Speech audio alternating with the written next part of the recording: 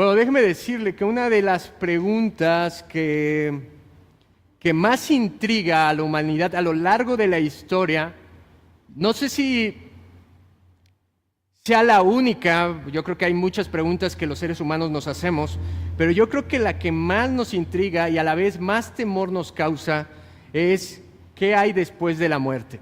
¿Alguna vez usted se había preguntado eso? ¿Qué pasa exactamente después de la muerte? Y esta ha sido una pregunta que al menos todas las civilizaciones antiguas han tratado de resolver y de darle respuesta a esto de qué pasa después de que nosotros morimos. Por ejemplo, los egipcios, ¿sabía usted que enterraban a los faraones con todo tipo de artefactos que les ayudara a emprender el viaje al más allá? Porque ellos creían que había un trayecto hacia la eternidad. Y por ejemplo, al faraón Keos lo enterraron con todo y un barco, porque ellos creían que ese barco le iba a poder ayudar en su trayecto hacia la vida eterna. Imagínense de qué tamaño sería la tumba que le metieron ahí un barco. Ahora, los griegos, por ejemplo, colocaban monedas en la boca de los difuntos para que esas monedas sirvieran como el pago del traslado que iban a hacer o que le pagaran a alguien porque los trasladara del río de la muerte a la tierra de la eternidad. Y nosotros podemos ver cómo ellos podían visualizar que tenía que haber algo después de la muerte. Por ejemplo, los indios y los nórdicos enterraban a sus héroes de guerra con todo y los caballos y sus arcos porque decían, bueno, por lo menos que en la vida futura ellos puedan utilizar sus caballos, sus arcos para cazar y cabalgar felices en la eternidad. Pero todo mundo no quiere cerrarse a la idea de que esto termina cuando nosotros morimos. No sé si usted crea en que hay vida después de la muerte, o usted a lo mejor piensa que usted se muere y la pantalla queda en negro, ¿no? Yo así le llamo, pantalla en negro, y ya. Te duermes y ya nunca más sabes nada. Pero fíjese, si algo nos enseña la Biblia, es el tema de la resurrección, de la vida después de la muerte. Por lo menos los creyentes sabemos que hay una vida, hay una esperanza después de que nosotros morimos. Y aunque nosotros lo sabemos, nos surge de todos modos la pregunta, ¿qué hay exactamente después de que nosotros morimos? Algunos se preguntan, ¿qué haremos en la eternidad? ¿O qué haremos en el cielo? Muchos tienen la idea equivocada que el cielo vamos a estar ahí adorando todo el tiempo como si fuéramos con batas blancas y que lo único que puedes hacer es cantar y si se te cae el arpa, chin, es lo más curioso que te puede pasar, pero ¿sabía que eso no es así? Nos surgen preguntas como, ¿tendremos esposa? Los hombres, las mujeres, ¿tendremos esposo? ¿Qué pasará con los hijos? ¿Tendremos otros hijos o serán los mismos que tuvimos aquí en la tierra? Y fíjese, ese es el tema sobre el cual es cuestionado Jesús por los saduceos, y es la parte que nosotros vamos a estudiar en el día de hoy. Así es que, ¿qué pasó? Acompáñeme por favor a Mateo capítulo 22.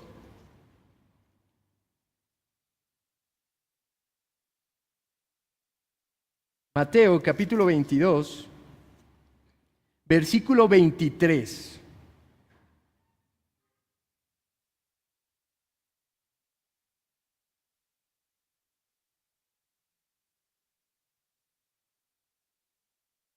Y este texto nos va a ayudar a aclarar muchas de las preguntas que nosotros tenemos acerca de la vida después de la muerte.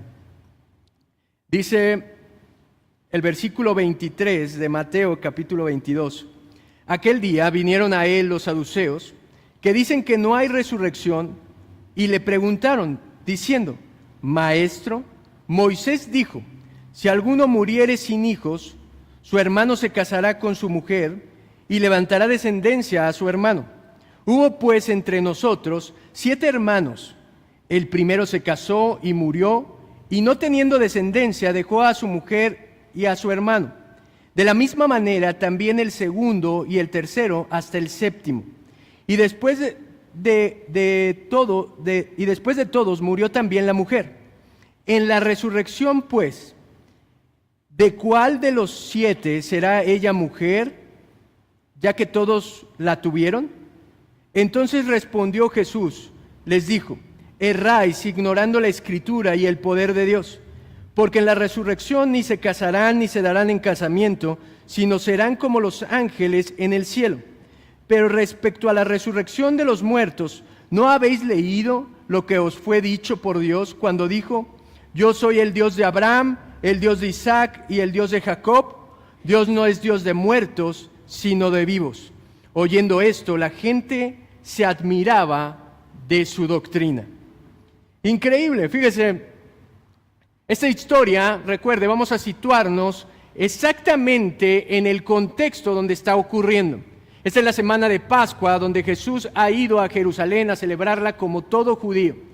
Cuando llega ahí es recibido por el pueblo, eso ya lo hemos visto las semanas pasadas, y eso empieza a crear una cierta incomodidad en los líderes, tanto religiosos como sociales, del pueblo de Israel. Para agregarle un poco de sal a la herida, Jesús va al templo y hace la limpieza o la purificación del templo, y ellos se enojan mucho, y entonces empiezan a cuestionarlo, a tratar de desacreditarlo, al grado de que también buscaban matarlo. Y eso es lo que vimos la semana pasada, que ellos a través de una pregunta trampa querían hacer caer como un rebelde a Jesús ante Roma. Por eso le preguntan: ¿es lícito pagar impuesto al César?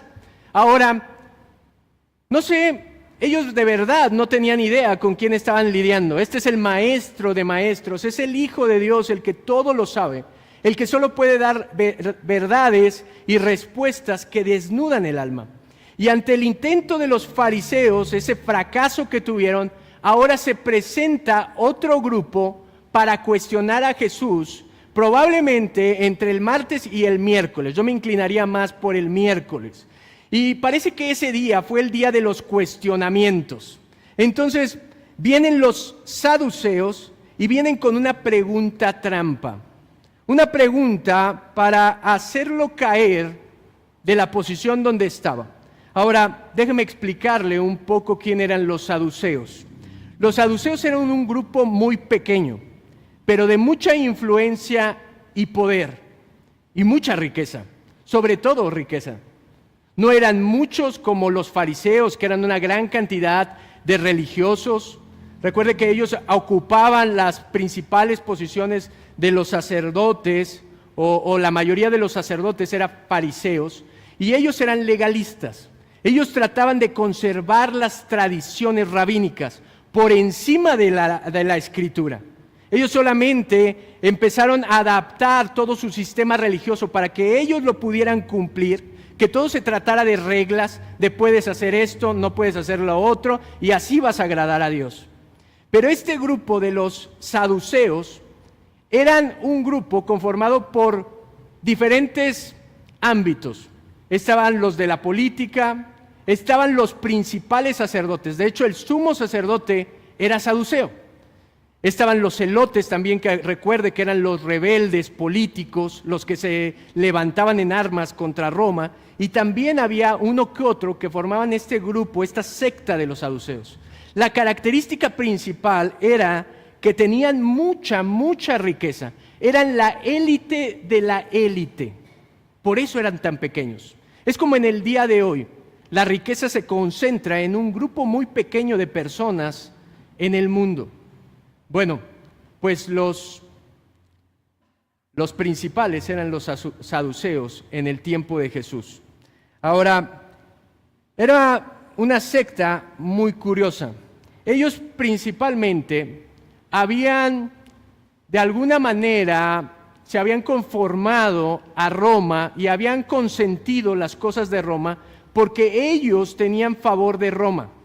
Por ejemplo, una de las principales actividades que los saduceos tenían era el cobro la venta de los animales en el templo y el puesto de los cambistas. ¿Se acuerda que eso es lo que vimos? Entonces, cuando Jesús entra al templo y vuelca esas mesas y saca a la gente que estaba comerciando, adivine a qué grupo molestó Jesús principalmente. Al grupo de los saduceos, porque les afectó su economía y a ellos les importaba el negocio. Alguien que viene y que dice que eso no está bien, cuando nosotros estamos lucrando con eso, imagínese lo que representaría. Si usted toca el dinero de la gente que está corrompida por el dinero, olvídese, ya sea en la política o sea en las iglesias cristianas, o que se dicen cristianas. Les toca el punto del dinero y ellos no les importa Cristo ni nada, se levantan.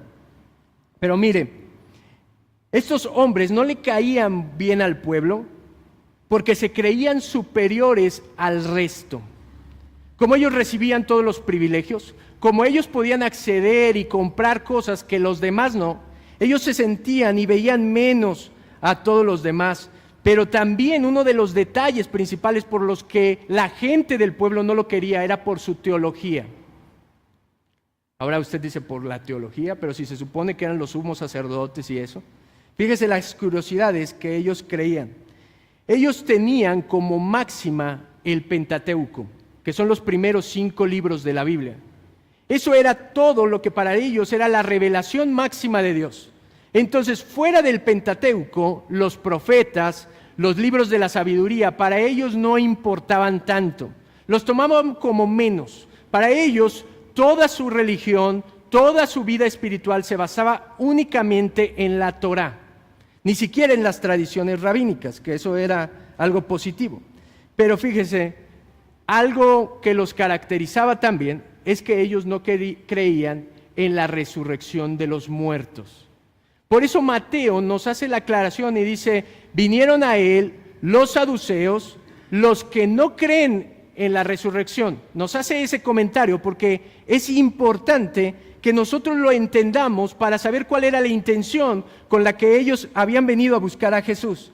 Ahora, este tema era muy controversial entre los fariseos que sí creían en la resurrección y en las cosas como milagros, y los otros que eran los saduceos que no creían que alguien podía volver a resucitar y que iba a haber vida después de la muerte, y entre ellos se peleaban, al grado que era una disputa que casi llegaba a los golpes en sus discusiones.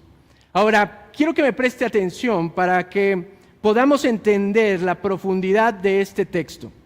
Los fariseos, cuando eran cuestionados sobre la resurrección por los saduceos, las respuestas que ellos daban comúnmente eran 3. Ellos argumentaban que sí existía la resurrección, número 1, por un versículo que está en Números 18:28, que dice, la ofrenda de Jehová traerás la ofrenda de Jehová al sacerdote Aarón. Esto era un estatuto perpetuo. Entonces los fariseos, como un argumento débil, decían, bueno, si eso dice la Biblia, que vamos a traer ofrenda a Aarón, significa que todo el tiempo Aarón está vivo, porque a él es al que le traemos la ofrenda. Y ese era su argumento.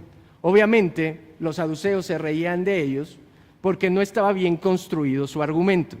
El otro argumento que ellos presentaban está en Deuteronomio 31:16, donde habla que el pueblo se levantará, y los fariseos les decían, ve, aquí dice que se levantará, pero si tú leías el contexto, dice que se levantarán porque después de la muerte de Moisés iban a caer en idolatría. Entonces el versículo en realidad está hablando de que se levantarán como idólatras. Entonces fíjese qué importante es el contexto de todo, porque un versículo sacado de contexto sirve como un pretexto.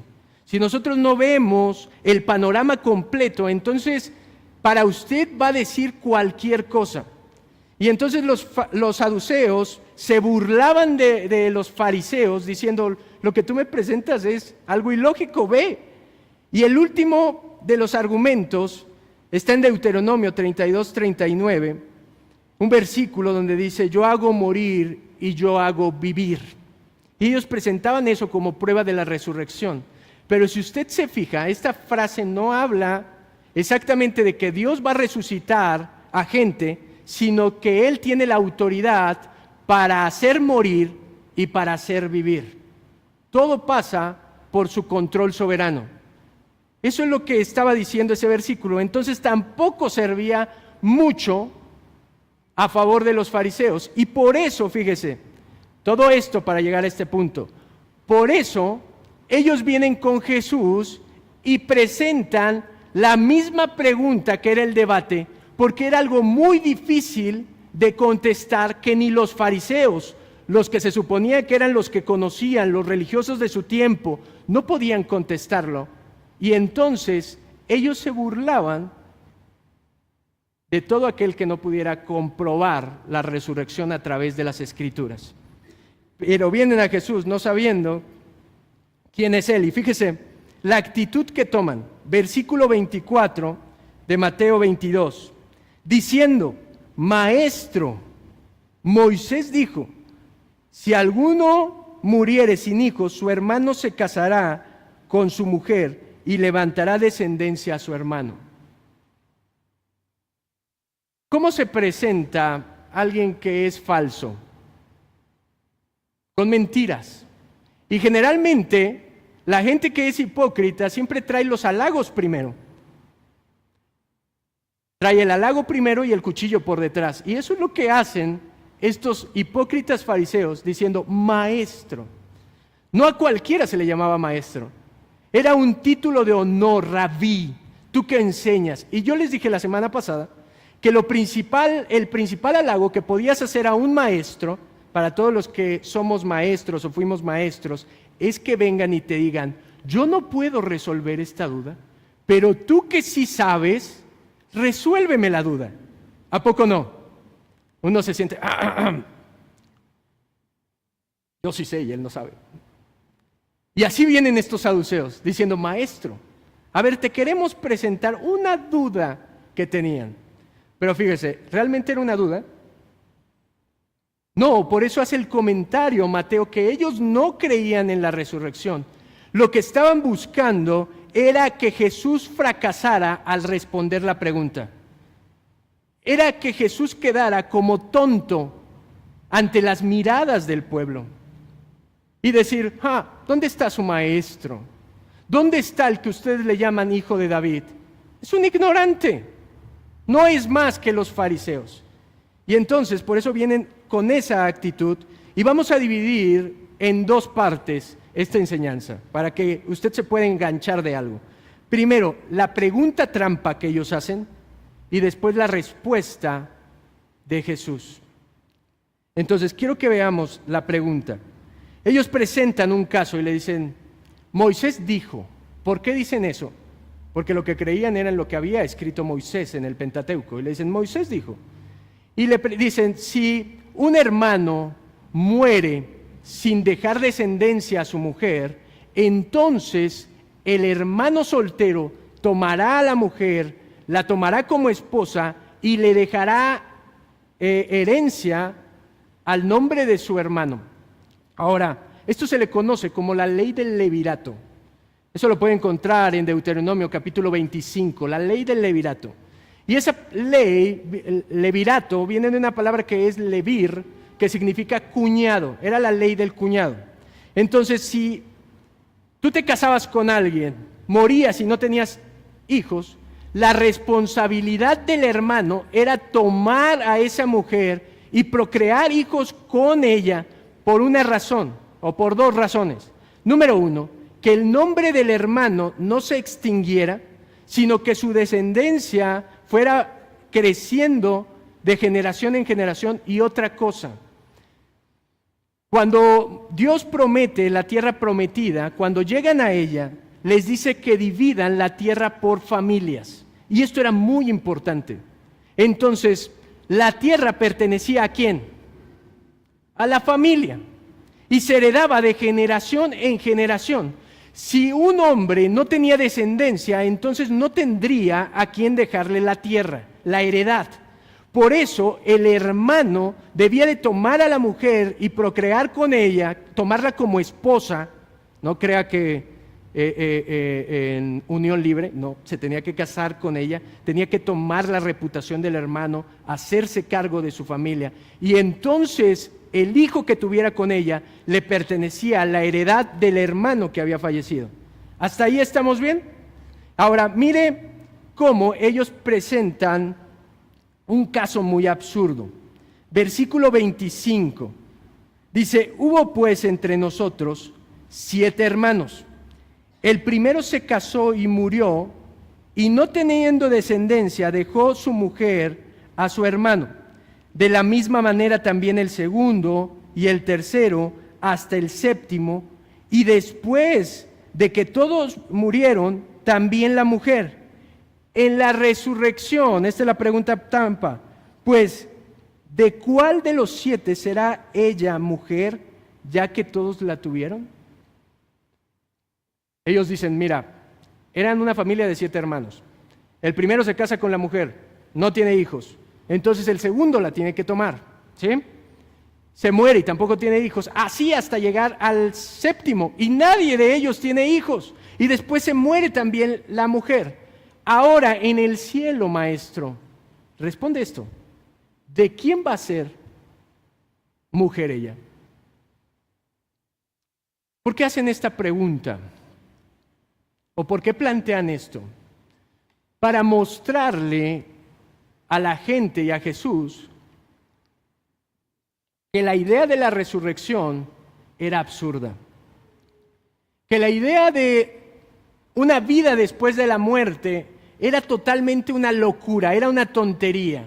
Por eso ellos le dicen, ah, sí, pues entonces ¿con quién se va a quedar? Fíjese.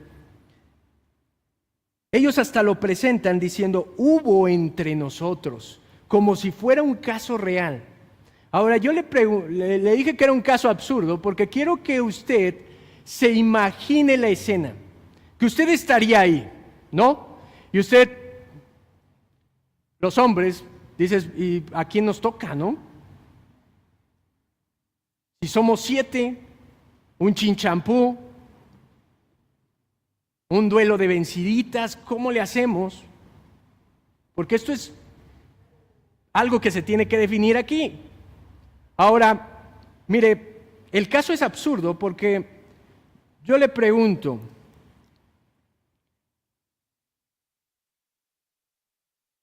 era muy complicado que 7 hermanos estuvieran solteros, todos en escalerita. Ahora, imagínese lo que significaría que esos hermanos tuvieran que tomar a la mujer, los 7, y que ninguno de ellos pudiera tener descendencia con ella. ¿Qué tan probable sería eso? Que ninguno de los 7 pudiera tener hijos. Es totalmente absurdo. De hecho, ellos estaban obligados por la ley a tomarla, pero si ellos no querían, también podían presentar su caso a los ancianos. Si ellos decían, no, yo no quiero tomar la mujer de mi hermano y todo, y seguían un protocolo que era, la mujer llevaba ante el concilio su caso diciendo, él no se quiere hacer responsable de la situación de la familia o del hermano, y le quitaban una de las sandalias y le escupían en la cara, como para maldecirlo y decir que él era un irresponsable al nombre de su hermano. Entonces, en este caso, ninguno de los 7 recurre a ese límite. Ninguno de los 7 puede tener hijos. Y ahora, solo piense esto. Si la mujer se casó con el primero, ¿cuántos años tendría después cuando se tendría que casar con el séptimo? Sería lo bastante grande como para asaltacunas, diríamos nosotros. Ahora fíjese, no solamente eso. ¿Qué mujer tan más sospechosa? ¿No es cierto? Tuvo 7 maridos y todos se le murieron antes que ella. Ella nunca se pudo morir antes. De hecho, dicen los chismes que vendía tamales en la esquina y que les ponía bastante carne. No es cierto. Pero imagínese, yo pensaría mal de esta mujer, ¿no? No se le mueren todos y ella nunca se muere. Ahora, la pregunta sigue siendo, ¿de cuál de ellos en la resurrección sería el esposo? ¿Cuál sería? Si todos la tomaron por mujer, si todos se hicieron responsables de ella. Ahora, ¿lo ve lo complicado? Pero quiero hacérsela más sencilla, más fácil la pregunta. ¿Qué pasaría si nada más hubieran sido dos hermanos? O como en nuestro caso, que podemos ver en la sociedad, que alguien queda viudo y toma a otra por esposa. Entonces, cuando llegue al cielo, ¿de quién sería marido ese hombre? ¿De cuál de las esposas que tuvo? Entonces es complicado y ellos estaban frotándose las manos diciendo, te atrapamos. Al igual que los fariseos, tú no vas a poder responder esto. Tú vas a quedar mal ante los judíos, ante la sociedad, y tu reputación va a caer. Pero mire, ahora quiero presentarle la respuesta de Jesús. Vamos al versículo 29, Mateo 22, 29. Dice, entonces respondiendo Jesús les dijo, erráis ignorando las Escrituras y el poder de Dios.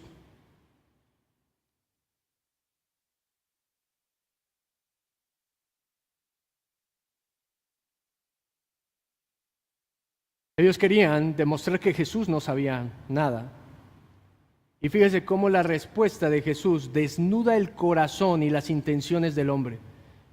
Si usted se va a topar en el día de hoy con Jesús, sepa una cosa. Él va a desnudar hasta lo más oculto de su corazón.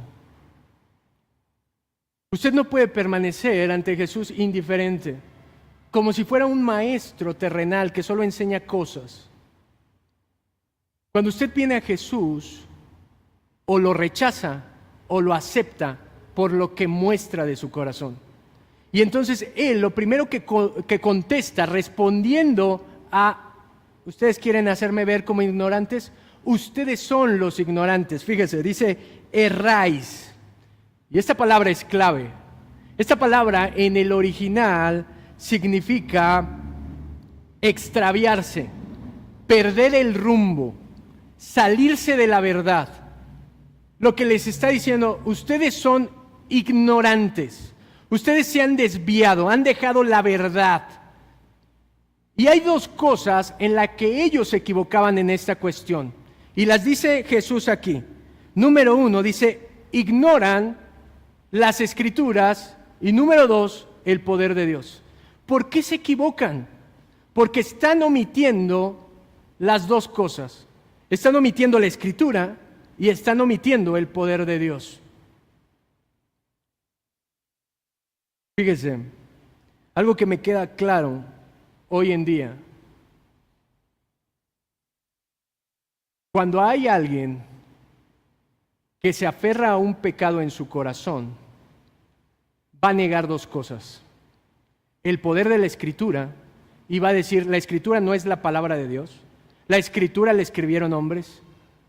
O va a negar el poder milagroso de Dios en transformar a la gente. Y les dice, en estas dos áreas se equivocan. Y ahora les dice, ¿por qué se equivocan en estas dos áreas? Fíjese. Primero, en el poder de Dios. Versículo 30. Porque en la resurrección ni se casarán, ni se darán en casamiento, sino serán como los ángeles de Dios en el cielo. Esto es en referencia a por qué ignoraban el poder de Dios. Les dice, ustedes lo ignoran porque en el cielo no se casarán. No sé si sabía esto. En el cielo no va a haber matrimonio. El matrimonio es un diseño aquí en la tierra para algo específico. ¿Cuál es el propósito por el cual dio Dios el matrimonio? aparte de procrear en lo terrenal, el matrimonio es la muestra, es una probada de la felicidad que nosotros vamos a disfrutar en el cielo. Escuche lo que le voy a decir. El matrimonio es simplemente un destello de lo hermoso que va a ser nuestra relación con Dios allá en el cielo. Ahora usted me va a decir, no te creo porque yo no vivo eso. ¿Por qué no vivimos esa probadita del cielo aquí en la tierra? Porque llevamos matrimonios no conforme al diseño de Dios, sino contrario al diseño de Dios. Utilizamos el matrimonio para nuestra autocomplacencia o nuestro egoísmo sale y nunca podemos quitar nuestro orgullo y entregarnos por completo a la otra persona en una comunión perfecta como la que tiene Cristo con su iglesia. Pero el matrimonio es para aquí en la tierra, para que usted esté ansioso de llegar al cielo. Yo no sé usted, pero al menos yo así vivo. Digo, si esta es la probadita, no me quiero imaginar lo que voy a poder disfrutar en el cielo. Yo sé que todos los varones de esta iglesia dicen eso. Ahora, esto responde a que por lo tanto, la pregunta es absurda, porque ¿para qué preguntan con cuál de los 7 se va a quedar si en el cielo no hay matrimonio? La gente dice, nos vamos a reconocer y todo sí se va a reconocer, pero no va a tener las necesidades físicas que nosotros tenemos aquí en el cuerpo. Es más, déjeme decirle algo para todos aquellos que han tenido un mal matrimonio. Hay una esperanza. O para todos aquellos que quisieran llevarse mejor con su esposa o con su esposo, hay una esperanza. ¿Cuál es la esperanza? Que en el cielo va a tener una mejor, si los dos son cristianos, va a tener una mejor relación con ellos de lo que tuvo aquí en la tierra. Y ahora para los que nos ha ido bien en el matrimonio, imagínese, si su relación con su esposa es increíble, imagínese en el cielo, va a ser totalmente perfecta. Pero mire, no solamente eso, él dice, ¿por qué el poder de Dios? Serán como los ángeles de Dios en el cielo. Ahora le quiero preguntar algo. ¿En qué sentido Jesús dice que nosotros seremos como los ángeles? Nosotros nos podemos imaginar con alas, vestidos de blanco, cantando todo el tiempo. Pero ¿en qué sentido está diciendo? Ustedes serán como los ángeles. Si nosotros vemos el contexto de lo que está hablando, está diciendo, no habrá casamiento. ¿En qué sentido nosotros seremos como los ángeles? En que los ángeles no se casan, en que los ángeles no tienen hijos, no procrean para hacer más grande su número. Los ángeles son un número fijo. Entonces lo que está diciendo Jesús aquí es que nosotros vamos a ser como los ángeles en el sentido de que no vamos a tener la necesidad de procrear, ni nos vamos a perder, ni vamos a morirnos, ni nada, sino vamos a ser un número fijo en el cielo. En ese sentido, nosotros seremos como los ángeles. ¿Sí? ¿Sí me expliqué bien? Versículo 31, ahora dice, ¿por qué ignoraban el poder de las Escrituras? Dice, pero respecto a la resurrección de los muertos, ¿no habéis leído los que os fue dicho por Dios cuando dijo, yo soy el Dios de Abraham, el Dios de Isaac y el Dios de Jacob? Dios no es Dios de vivos, sino de muertos. Ahora él dice, perdón, leo mal. Dios no es Dios de muertos, sino de vivos, perdón. Gracias.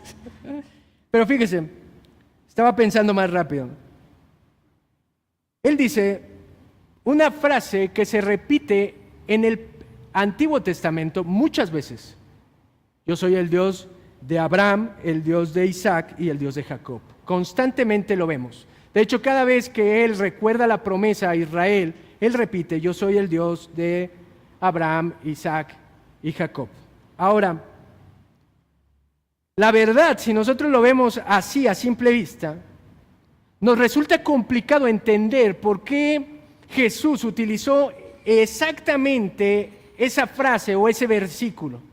De hecho, en el Antiguo Testamento, que era lo que tenían los judíos, hay otros versículos que son todavía más claros acerca del tema de la resurrección y que podría, por lo menos yo, utilizarlos para que esto quedara mucho mejor. Por ejemplo, vamos a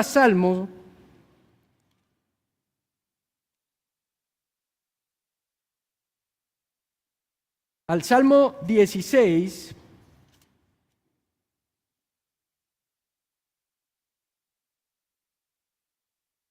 versículo 9.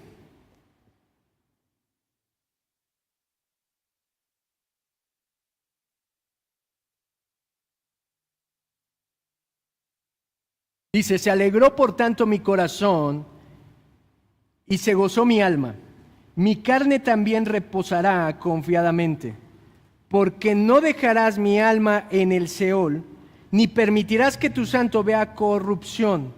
Me mostrarás la senda de la vida, en tu presencia hay plenitud de gozo, delicias a tu diestra para siempre. Increíble este salmo que escribe David. Y fíjese cómo es muy claro y habla de la vida después de la muerte y dice, no dejarás que tu santo vea corrupción, sino que pasaremos toda una vida contigo. Eso está muy claro, ¿no? Pero Jesús no utiliza esto. Ahora también había otro versículo en Isaías, capítulo 26, versículo 19. Por si todavía decía, no, este todavía como que está muy confuso, mire este. Tus muertos vivirán, sus cadáveres resucitarán. Despertad y cantad, moradores del polvo, porque tu rocío es cual rocío de hortaliza y la tierra dará sus muertos. ¿Qué le parece? ¿Así o más claro? Era muy clara la idea en el Antiguo Testamento de que había resurrección, de que Dios iba a levantar con su poder a los muertos. La Escritura hablaba ampliamente de eso. De hecho, nada más le dije dos, pero hay muchos. Ahora, es curioso que Jesús utiliza un versículo que ni siquiera lo habla tan directo. Ahora, ¿por qué lo hizo Jesús así? ¿Por qué no citó ninguno de estos que yo le hablé? Si me puso atención al principio, los saduceos tenían una peculiaridad. No creían en nada que no estuviera escrito en el Pentateuco. Aunque estos versículos estaban muy claros, estaban fuera del Pentateuco, de los primeros 5 libros.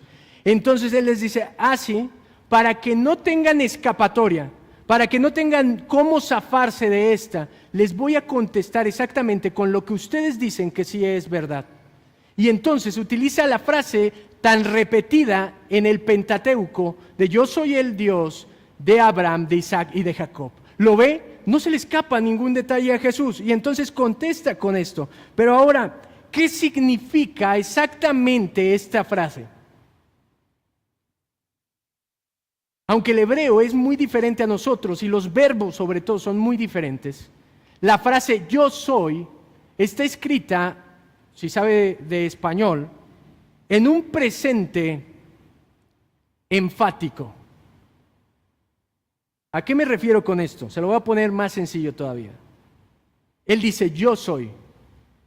Él no dice yo fui. ¿Se fija?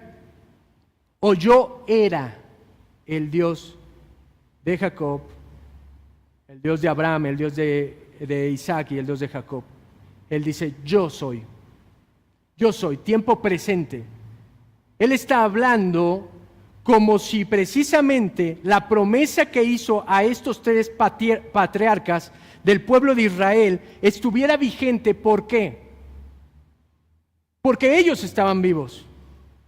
Si usted, por ejemplo, compra una casa o lo que sea, usted firma un convenio con el banco o lo que sea, y hay una cláusula que dice que el contrato se anula o esto ya no será efecto de cobro, sí que, si la persona fallece. ¿No es cierto? El banco ya no está obligado a cobrarle a nadie más porque la persona con la que hizo el trato falleció. Ahora, cada que Dios utiliza esto, habla en relación al pacto, diciendo, yo le prometí a mi amigo Abraham, a su hijo Isaac, a su nieto Jacob que yo les iba a dar la tierra y que de ustedes iba a nacer el Salvador y que ustedes eran la bendición del mundo. Yo estoy comprometido con ese pacto, estoy comprometido con ellos. Y habla en relación de que lo voy a hacer todo lo que he prometido a ellos, porque como si ellos estuvieran presentes. Ahora, otra cosa que es increíble, fíjese, ¿cuántas veces menciona la palabra Dios en la frase? No pudo decir, yo soy el Dios de Abraham, Isaac y Jacob. ¿No sería más sencillo? Se ahorra palabras, ¿no es cierto? Menos letras, menos trabajo para los escritores. Pero él dice, yo soy el Dios de Jacob, de Abraham, el Dios de Isaac, el Dios de Jacob. ¿Sabe por qué repite 3 veces Dios? Yo soy, yo soy. Las 3 veces que menciona los nombres, las 3 veces que repite. Porque tenía una relación de intimidad con ellos.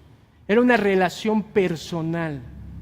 Dios no es el Dios de fulanito y todos y 1 a 2 por todos nosotros. Lo que está diciendo es, yo soy el Dios individual, personal de cada uno. Soy el Dios de todos, pero soy el que tiene una relación íntima con ellos. Ese es nuestro Dios. Y Jesús les está diciendo, ustedes ignoran completamente las Escrituras, porque no toman en cuenta lo que está diciendo, que Él no es Dios de muertos, sino es Dios de ¿qué? De vivos. Él no es el Dios, Él no gobierna sobre los muertos, Él no es el objeto de adoración de unos muertos, Él es el objeto de adoración de gente viva. Él es el primer lugar de los vivos. Y la muerte, mi estimado, solo es un paso adelante a la eternidad, pero no es el fin de todo. Fíjese, si usted regresa a Mateo 22,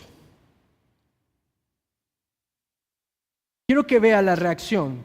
Ellos ni siquiera se pudieron defender ante este argumento. Jesús sabiamente utiliza exactamente la porción de las Escrituras que ellos creían y dice un argumento tan contundente que ellos ya no pudieron hacer nada.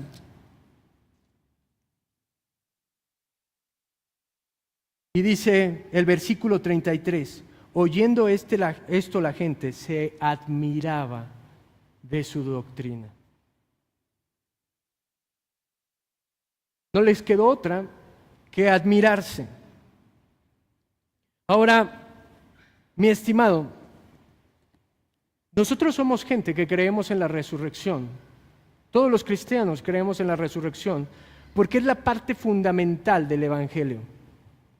Es una parte crucial en el Evangelio. Si nosotros no creemos en la resurrección de los muertos, nosotros no creemos en el Evangelio. Mire, Colosenses capítulo 1,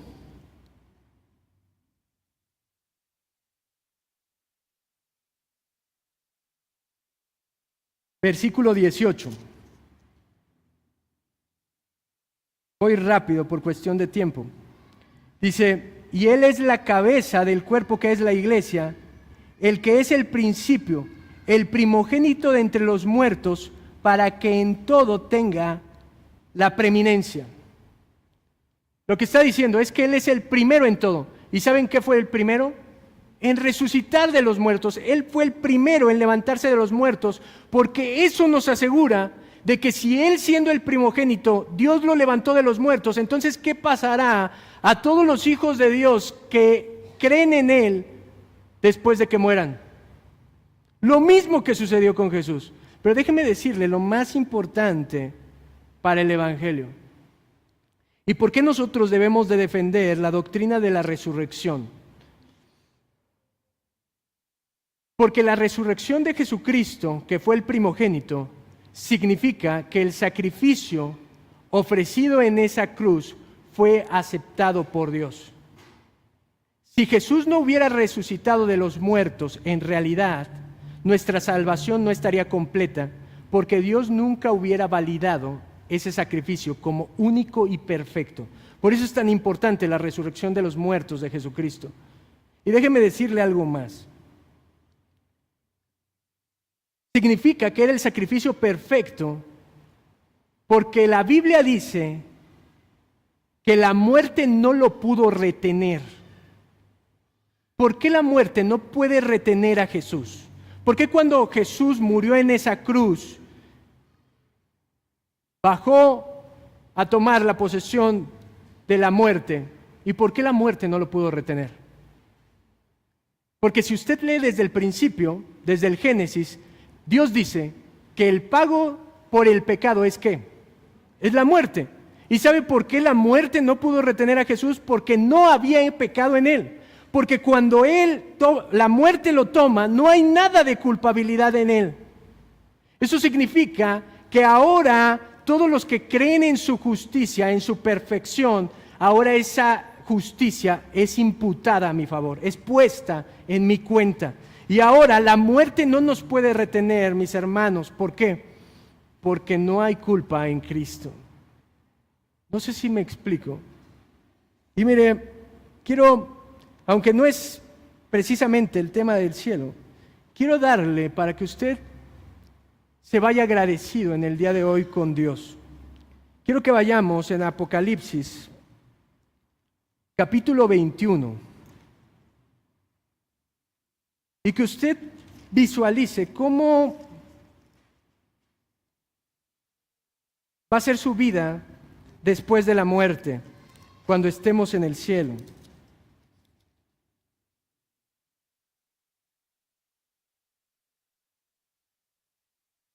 Apocalipsis 21, versículo 22. Dice, y no vi en ella templo, porque el Señor Dios Todopoderoso es el templo de ella, y el Cordero. La ciudad no tenía necesidad de sol ni de luna que brillaran en ella, porque la gloria de Dios la iluminaba, y el Cordero es su lumbrera. Y las naciones que hubieren sido salvas andarán a la luz de ella, y los reyes de la tierra traerán su gloria y honor a ella. Sus puertas nunca serán cerradas de día, pues allí no habrá noche, y llevarán la gloria y la honra de las naciones a ella. No entrarán en ella ninguna cosa inmunda o que hace abominación y mentira, sino solamente los que están inscritos en el libro de la vida del Cordero. Déjeme solamente platicarle en estos versículos qué es lo que nos está diciendo. Dice que en el cielo no va a haber sol ni luna. ¿Por qué? Porque Dios mismo va a iluminar toda la tierra. Por eso nunca se va a hacer de noche. Él mismo, su gloria, va a resplandecer. ¿Le encanta ver una puesta de sol en la playa? ¿Qué se siente? ¿Usted no se maravilla y dice, oh, qué grande es mi Dios? Imagínese ver la gloria de Dios resplandecer todos los días de su vida. Ahora fíjese, si usted pensaba que únicamente iba a cantar, cuando estuviera ahí iba a estar muy aburrido. Fíjese, todos decimos, oh sí, vamos a estar adorando a nuestro Dios, pero ¿a poco no llegó a pensar que eso podría ser muy aburrido, estar cantando las mismas canciones siempre?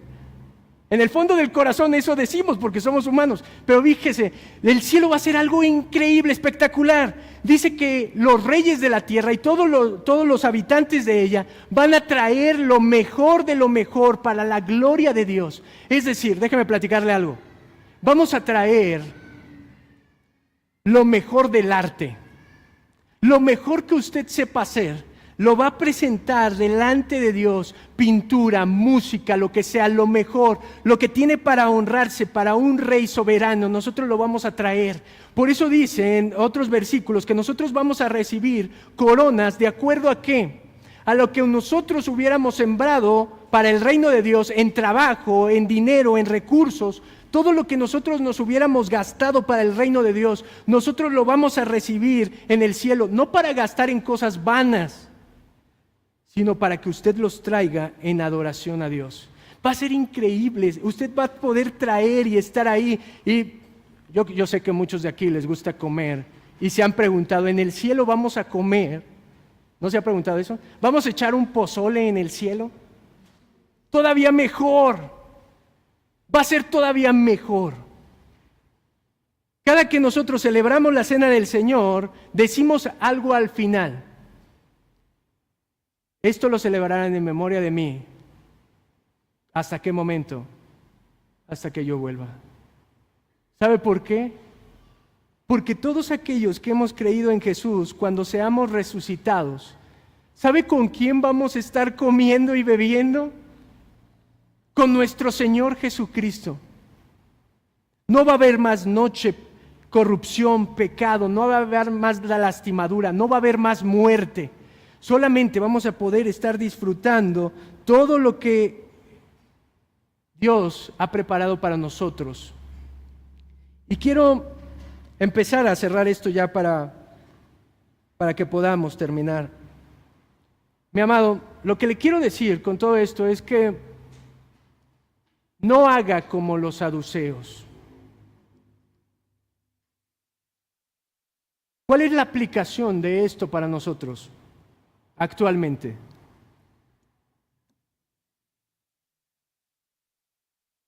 Si usted tiene la forma de vida como un saduceo, que no hay vida después de la muerte, usted va a vivir esta vida como se le dé la gana. Si no existiera vida después de la muerte, tomaría la frase de comamos y bebamos porque la vida se va a acabar. Y lo mejor que podemos hacer en esta tierra es gastar nuestra vida en todos los placeres porque después de que cuelgue los tenis no sé qué va a pasar. Y entonces usted va a vivir para todos los placeres de este mundo. Esa era la manera en la que vivían los saduceos. Como no creían en la resurrección, no creían en el cielo, se permitían en esta tierra hacer lo que se les diera la gana. Mi amado, ese puede ser el error más grande de su vida. Y estoy hablándole a todas las personas que estamos aquí. No ponga su corazón en los placeres terrenales. No ponga su corazón en los placeres terrenales. Quiero que con sinceridad usted en su mente conteste estas preguntas. Hoy, ¿qué es lo que realmente satisface su corazón? Solo piense en su manera de vivir y trate de pensar qué es lo que hoy satisface su corazón. ¿Acaso es comprar ropa? ¿Acaso es comprarse un carro? ¿Acaso es tener una buena casa? ¿Acaso lo que satisface su corazón es tener muchos amigos? Mi amado, ¿qué es lo que satisface su corazón hoy?